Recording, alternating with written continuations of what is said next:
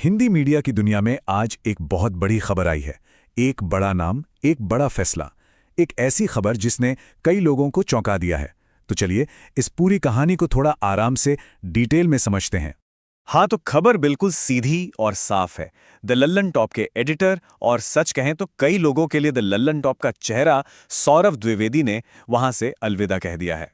लेकिन जैसा हमने कहा, यह सिर्फ एक इस्तीफे या एक नौकरी छोड़ने की खबर नहीं है। ये उस शख्स की कहानी है जिसने हिंदी पत्रकारिता को, खास करके डिजिटल स्पेस में, एक बिल्कुल नया अंदाज, एक नया लहजा दिया। तो सवाल यही उठता है कि आखिर ये सोच, ये अलग सा अंदाज, ये आया कहाँ से?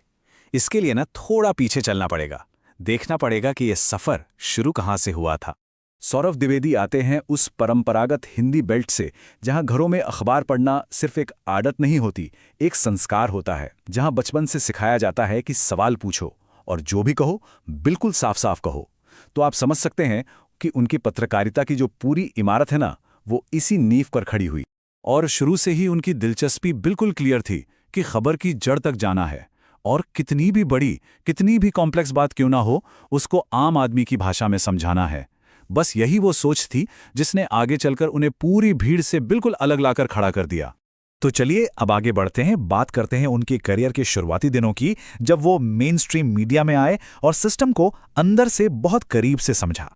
वहां उन्होंने मीडिया का पूरा समीकरण समझा।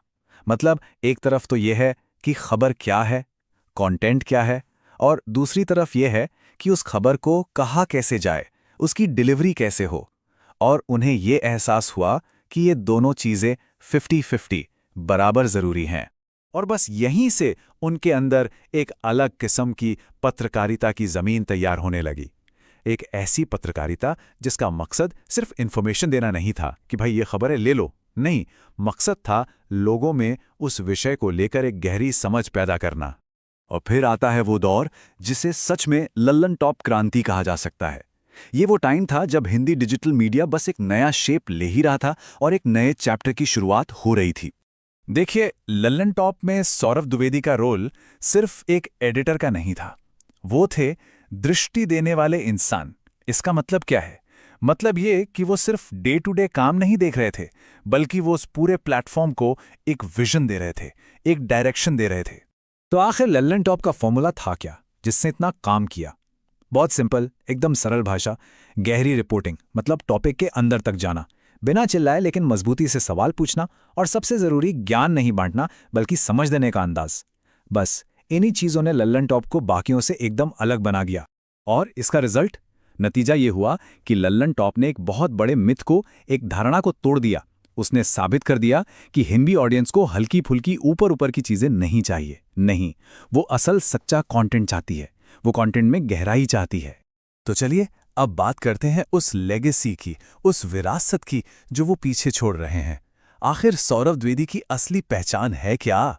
लोग उन्हें हमेशा एक बैलेंस्ड एडिटर के रूप में याद रखेंगे, एक ऐसी आवाज जो शांत रहती थी लेकिन बहुत असरदार थी। और शायद सबसे बढ़कर उस इंसान के तौर पर जिसने हिंदी पत्रकारिता को डिजिटल वर्ल्ड में एक नया सेल्फ रिस्पेक्ट, एक नया आत्मसम्मान दिलाया। उनका रास्ता हमेशा से थोड़ा अलग ही रहा। वो कभी ट्रेंड्स के पीछे नहीं भागे, ना ही बेवजह का शोर मचाया। उनका फंडा एकदम सिंपल था, अपने काम को बोलने दो, और उनके काम ने बोला भी, खूब बोला। तो अब आते हैं सबसे बड़े सवाल पर। ये जो आज हुआ है, ये आखिर है क्या? क्या ये कहानी का दी एंड है, या फिर किसी नए चैप्टर की शुरुआत? और ये सवाल सिर्फ उनके लिए नहीं है, ये सवाल पूरी हिंदी मीडिया इंडस्ट्री के लिए है।